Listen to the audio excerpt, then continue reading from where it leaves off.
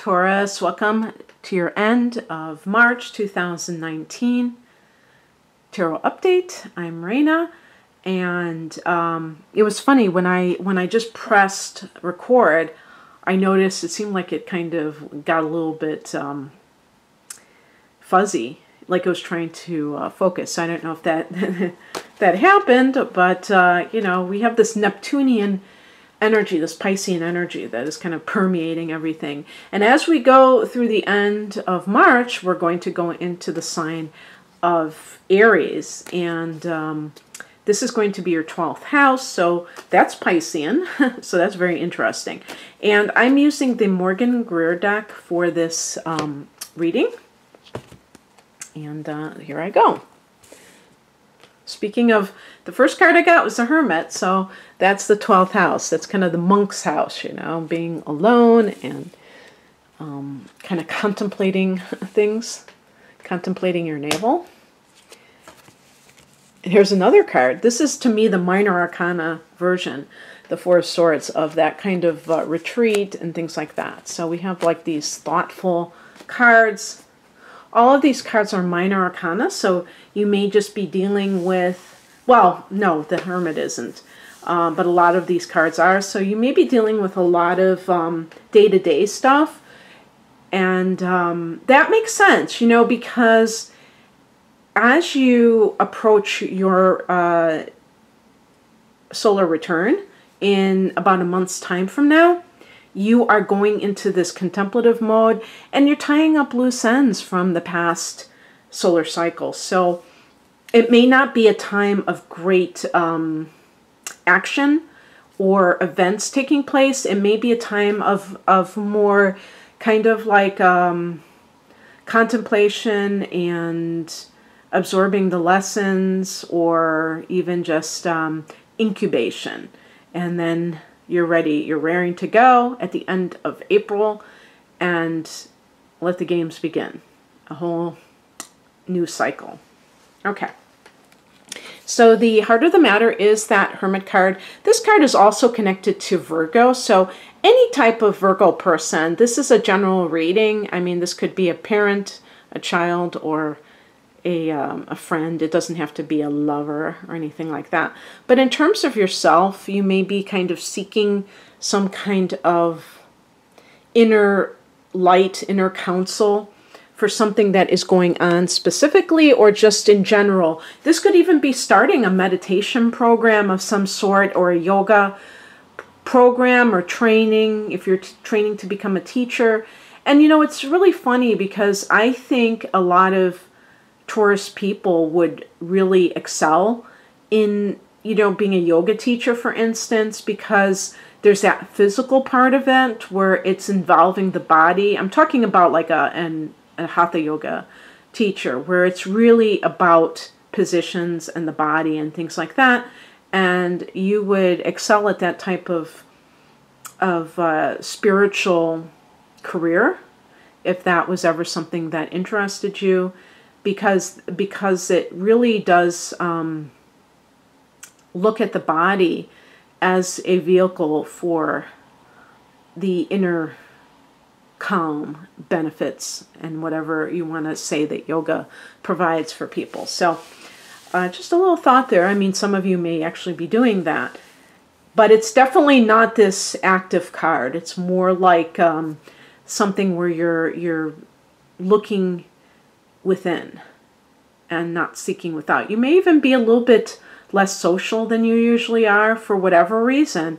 And let's look at the past position here. We have the Two of Swords trying to make a decision about something. Okay, so I see the marriage card up there at the top right. So there could be some kind of a person.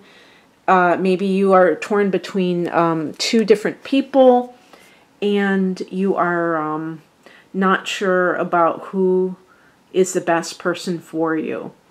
And so the Hermit in that context could even mean separating from a spouse, because I also have the Four of Swords. And so you may decide, I mean, maybe you've had an affair and you know that you can't just keep this up, and so or you have found out that your partner has had an affair. I want to say that when I pick that central theme card, like the Hermit, it doesn't mean that this is something in the future. This is something you're grappling with right now. And the other thing, too, is if this is a professional issue, you may feel like you're not sure if what you're doing is really in alignment with your values, or, you know, like that there's a term in Buddhism, right livelihood, where it really resonates with where you're at spiritually. And this is because sometimes there are careers that kind of like make us feel that it's really not good. We're not really helping other people for some reason. Not that it's necessarily sketchy or something like that, but that it's something that we don't feel that we just resonate with anymore. It might be a legal profession, but it's not necessarily something that we feel is helpful for people. And you know, people have different reasons for that, why they don't agree with something. You know, an example would be you work in the healthcare industry and you have started to get into more natural things, and you feel like this conflict of interest that you don't agree with their philosophy anymore. Heck, you know, people feel that way when they're doing the tarot. I've seen, you know, I followed people that kind of totally abandoned it and went into a different thing because of their belief system changing. And that's perfectly fine. You know, it shows that people are really, you know, like the Hermit, really taking stock of their life. And they're not just like going through it automatically. So there's nothing wrong with that. But you might be kind of like, what should I do next, you know? The higher message is represented by the Four of Wands. This is a card of new home, family. So all of this may be, this is like the higher message. So it's saying like whatever brings peace to your family and what can create that sense of peace in your home is appropriate. Now, because this is a spiritual message, I'm reading it philosophically. I'm not looking at it literally. You know, maybe there are some people who have, you know, just bought a house and they're afraid of leaving their job because they have, you know, their mortgage payments or something like that. And what I would say about that is that a happy home isn't a home that is your dream home. That's not what a happy home is. There are plenty of people who have like amazing abodes, you know, they just live very nicely, but they have like hellish lives, you know. And so that has nothing to do with it. Your happiness is going to be when you're happy, you create happiness around you. So you can have a very humble dwelling and still, you know, have a happy family and feel happy within yourself. And if you feel good about yourself, if you feel like you're doing something that you can feel proud of, then you're going to be there. If you don't feel proud of yourself, then you won't. And that applies to your actions. You know, I have gotten criticized for people thinking I'm trivializing cheating, because you noticed I said, you know, maybe you're having an affair. I said that earlier in this reading. That doesn't mean that I think having an affair is a really great thing to do. But I'm not going to lecture people because people do have affairs and they know whether or not that's that feels good to them or whether it's the right thing to do. Sometimes it might be a necessary step in order to get away from an abusive relationship because it boosts your self-esteem. Again, I'm not saying that it's the best method of getting away from somebody, but sometimes, you know, there are just things that happen, and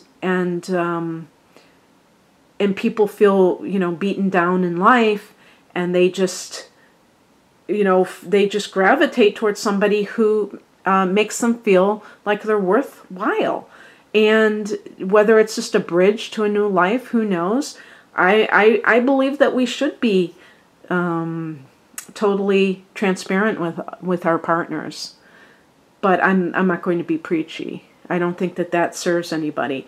And the bottom line is that what I'm trying to say here is that when you are authentic and full of integrity, you will have a happy home. And I think that's what the Four of Wands is kind of representing, is that sense of like, you know, knowing that your family matters more to you than anything in the world. And maybe that's what your soul is searching for, is like, you know, what should I do in this situation? Well, what do I want? This is what I want more than anything. I want this home where I feel like everyone is on the same page, we're in a good place, and that's great, you know. That's a wonderful thing to do. What crosses you is represented by the Nine of Pentacles. Now, in the challenge position, this would be, to me, somebody who's being materialistic or kind of wasteful with money. And this could be like what is keeping somebody in a toxic relationship. So going back to that Four of Wands, it doesn't matter if you have a beautiful home and your partner makes a lot of money. If you feel that you are being degraded, if your children are being degraded, you're not in a good place. You might as well live in a studio apartment and have your dignity. But with Taurus being an earth sign and, you know, being ruled by Venus, the lure of luxury can be quite overwhelming. And it doesn't mean, that's not to suggest that a Taurus person is just totally shallow. You know, beautiful things are beautiful. Living in a nice neighborhood is wonderful. There's nothing wrong with living in a nice neighborhood. But you have to decide what it's worth. You know, living in a beautiful house.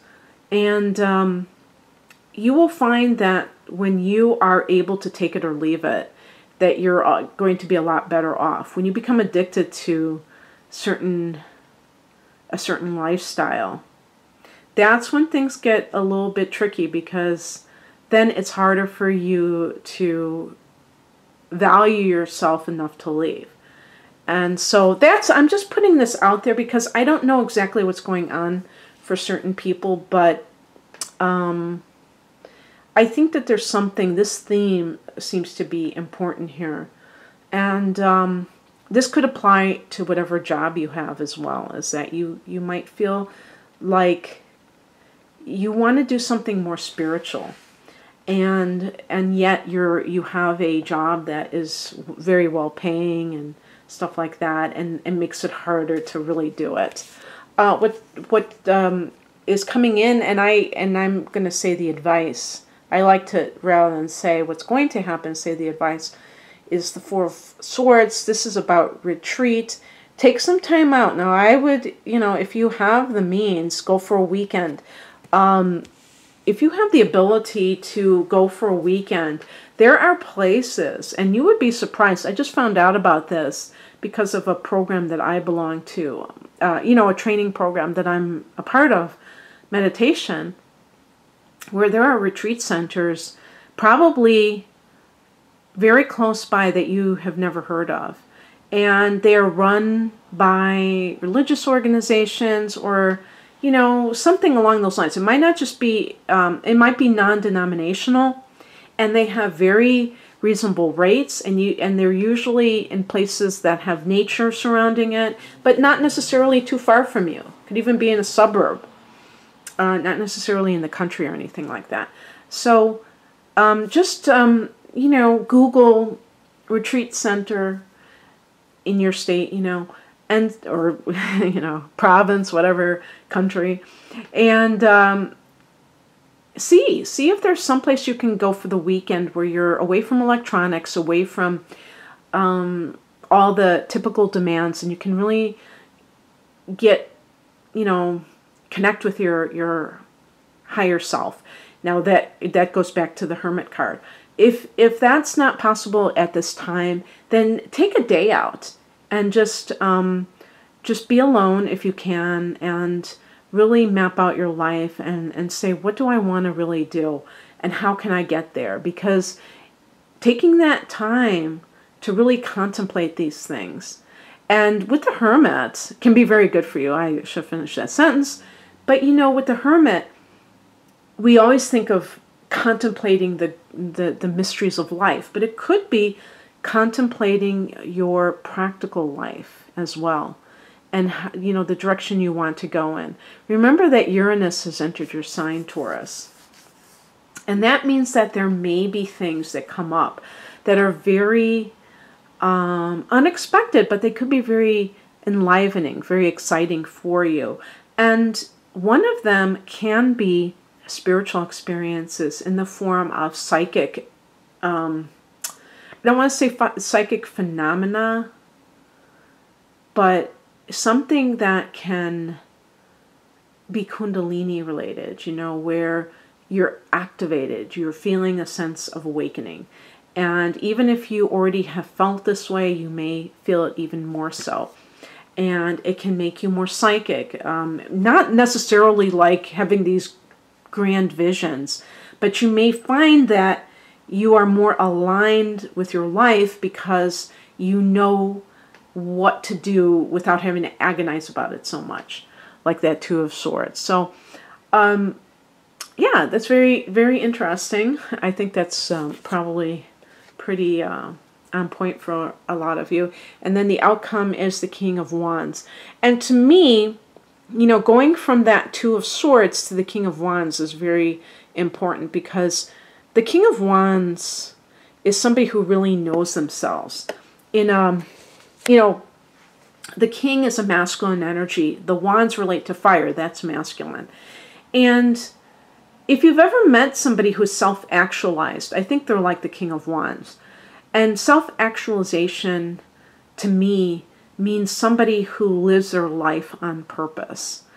And I've seen people like this, sometimes in real life, sometimes online, who just seem like they always have a vision for themselves, and they go after what they want. They have the confidence to do things where other people kind of are cautious. Oh, I don't know if I don't know if I'm going to be successful at that, so I'm not sure I'm going to do it. Or I only have so much money, I'm afraid of investing it. And, you know, I'm saying that because I feel that way, okay? And so I'm not like putting down people who are cautious, but I'm just saying, I was just reading about this woman who invented Spanx, which are those, I don't know what you call them, undergarments that like, kind of like girdles, modern girdles. They're kind of like spandex type of things. I think, I've never worn them, but she had $5,000 and she invested all of her money. That was her life savings. She invested all her money in that. And now this product, this invention, makes $250 million a year. So I'm always fascinated by people who have this vision and the confidence to go after it, because quite frankly, I would be hesitant to do that, you know, and I'm sure some of you might feel the same way. But the King of Wands is very confident in what they pursue.